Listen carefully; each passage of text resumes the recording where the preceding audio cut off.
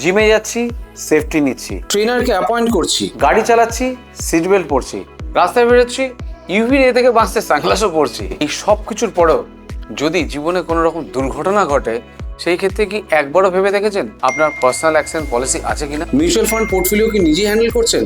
সঙ্গে কি নিয়েছেন কোনো ফাইন্যান্সিয়াল এক্সপার্ট? ফরেনের ছেলে মেয়েদের স্টাডি করতে পাঠাচ্ছেন, সেই দেশে পাঠানোর আগে কি ইন্ডিয়া থেকে হেলথ ইন্স্যুরেন্স কিনে পাঠাচ্ছেন? আপনি ফরেন ট্যুর করছেন কিন্তু ট্রাভেল ইন্স্যুরেন্স প্রতিবার সঙ্গে কি রাখছেন? লাক্সারিয়াস ফ্ল্যাটে অথবা বাড়িতে থাকছেন কিন্তু তার প্রপার্টি ইন্স্যুরেন্স কি করিয়েছেন?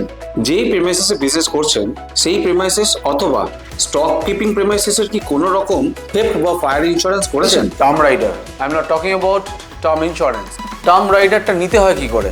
তার নেওয়ার একটা পদ্ধতি রয়েছে এবং সেটা খুবই সহজ একটা পদ্ধতি। হেলথ ইন্স্যুরেন্সের প্রোটেকশন প্রপারলি নিচ্ছি? আমার যত টাকা সাম অ্যাসিওর্ড দরকার আমি তত টাকা সাম অ্যাসিওর্ড কি আদৌ নিচ্ছি? এই বিষয়ে যদি আপনাকে আরো ডিটেলে জানতে হয় তাহলে স্ক্রিনে দেওয়া যে অ্যাড্রেসটি রয়েছে সেই অ্যাড্রেসটিকে আপনারা ফলো করুন।